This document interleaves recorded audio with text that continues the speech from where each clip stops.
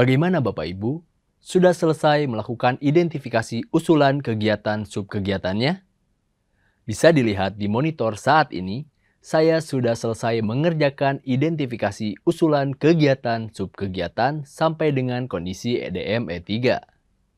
Bisa dilihat, sudah selesai semua dari hasil EDM yang kita convert ke Excel sebelumnya itu. Sebelumnya, kita sudah mengidentifikasi A1 sampai A7. Usulan kegiatannya, ya di kolom yang kita tambahkan ini. Saya sudah tambahkan satu kolom lagi komponen biaya utama untuk memudahkan kita memasukkannya ke dalam IRCAM nanti. Kita lihat satu-satu. Kondisi pertama, sesuai deskripsi, tidak semua siswa mengikuti kegiatan salat berjamaah. Kegiatannya 289. Kemudian nama subkegiatannya adalah pengembangan pendidikan karakter atau penumbuhan budi pekerti dan kegiatan program perlibatan keluarga di sekolah atau di madrasah. Karena kegiatan ini bagian dari pendidikan karakter, sampai dengan A7 sudah dibahas kemarin. B1 itu ada 4 instrumen, yaitu adalah kepala madrasah aktif mengikuti kegiatan pengembangan diri. Kondisi di madrasahnya, kedua camat tidak aktif mengikuti kegiatan pengembangan diri, karena kegiatan yang relevan dengan pengembangan diri untuk camat itu jumlahnya kurang. Setelah dicek ke daftar kegiatan yang di worksheet ini, yang relevan adalah peningkatan kompetensi kepala sekolah atau kepala madrasah, yaitu 4.11.2. Biayanya antara lain biaya perjalanan dinas, biaya pendaftaran seminar workshop, dan lain-lain. Itu bisa saja nanti untuk dalam rangka berdiskusi. Bertanya dengan pihak yang kompeten.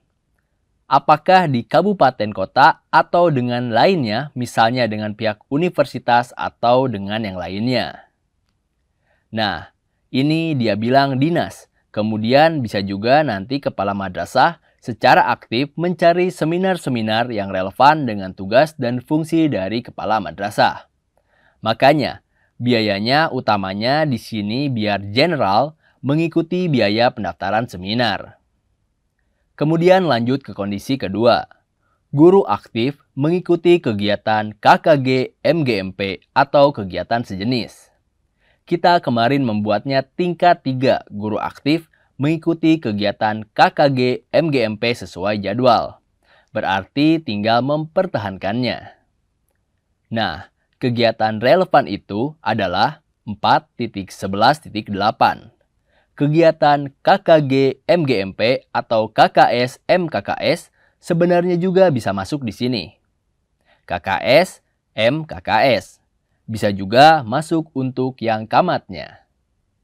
Di sini, uang transport bisa juga nanti uang lain kalau diselenggarakannya di madrasah Bapak Ibu. Bisa juga untuk konsumsi dan segala macamnya. B3. Kepala madrasah membuat perencanaan program peningkatan mutu pembelajaran bagi guru. Di sini saya membuatnya tingkat 1. Jadwal peningkatan mutu pembelajaran belum ada karena EDM belum disusun. Kemudian juga belum diupdate secara terjadwal. Harusnya itu masuk di dalam EDM, masuk IRCAM ada kajian-kajian.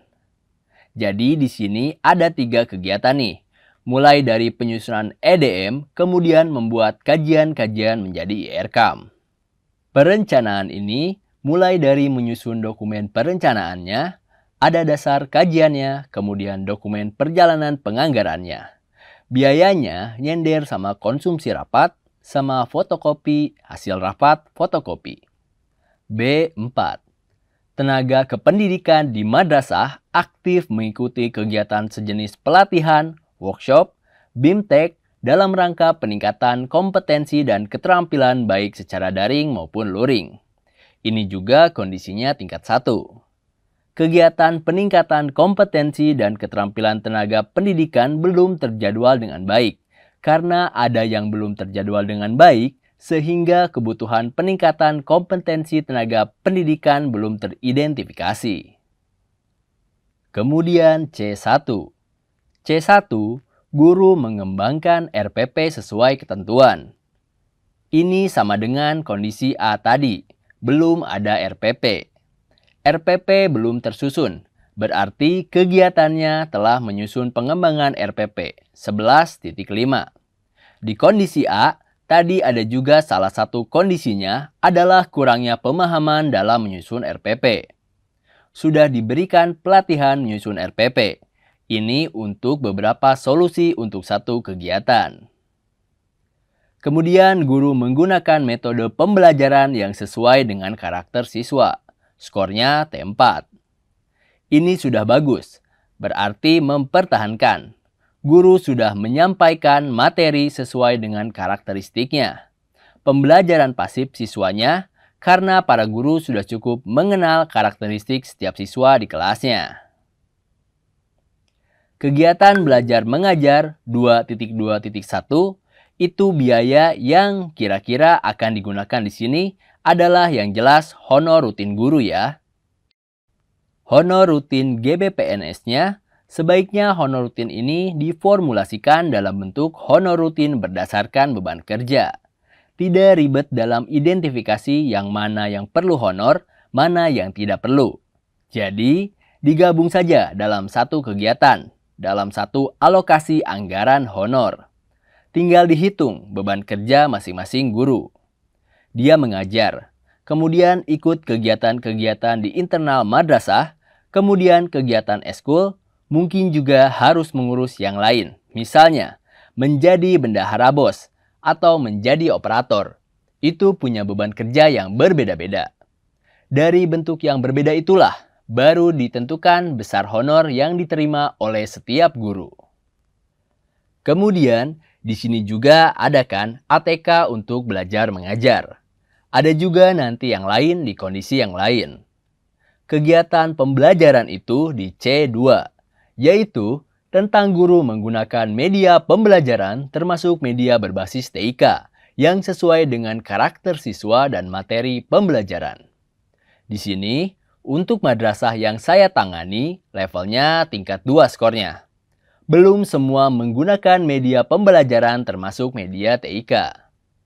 Berarti, solusinya di kegiatan belajar mengajar sama dengan yang di atas, 2.1. Komponennya adalah pemilihan media pembelajaran. Baru dilihat berapa banyak yang perlu dibeli. Kalau dananya terbatas, jadi belinya bertahap dulu. Misalnya, mau beli laptop atau LCD. Bisa saja laptop kalau untuk TIK-nya ya, atau LCD atau media pembelajaran lainnya. Kemudian C4 ini terkait dengan guru melakukan penilaian otentik dalam proses pembelajaran. Ini proses penilaian. Di sini C4, karena di madrasah yang saya kelola penilaiannya sudah sesuai dengan hasil yang dicapai siswa, berarti tidak ada rekayasa hasilnya. Ini kegiatan yang relevan di sini adalah pelaksanaan penilaian ulangan harian. Kodenya 8.26.1. Biayanya adalah biaya fotokopi soal ulangan. Apakah honor boleh dimasukkan ke sini untuk penilaian ulangan harian? Tidak ada honor ya. Honornya juga sebaiknya masuknya di sini saja, berdasarkan beban kerja. Untuk honor-honor yang lain ya. Kemudian ada yang untuk UTS-nya, ujian tengah semester. 8.26.2, biaya fotokopi UTS. Kemudian 8.26.3, penilaian ulangan akhir semester sama, karena honornya sudah digabungkan di dalam honor rutin beban kerja. Sudah diperhitungkan di sana semua. C5. Guru melakukan penilaian terhadap siswa. Tingkat 4. Penilaian harian. PTS sudah dilakukan sesuai jadwal. Kemudian C6. Guru memanfaatkan hasil penilaian untuk perencanaan program remedial, pengayaan, dan perbaikan. Kondisinya T1. Dan media belum dilaksanakan secara baik karena hanya dilakukan pada saat kegiatan belajar mengajar. Tidak disediakan waktu khusus di luar kegiatan belajar mengajar rutin. Subkegiatannya adalah 2.2.2. Penyelenggaraan remedial dan pengayaan, biaya, fotokopi remedial dan pengayaan. J7 sama. Merasa menyelenggarakan, ya. Kalau yang di sini, gurunya yang mengkoordinir. Kalau yang di sini, madrasahnya. Remedial tidak dilakukan secara rutin. Kegiatannya juga sama. Harus dikoordinir oleh madrasahnya, disupervisi oleh kepala madrasahnya atau guru senior yang ditunjuk. Ini saling terhubung satu sama lain.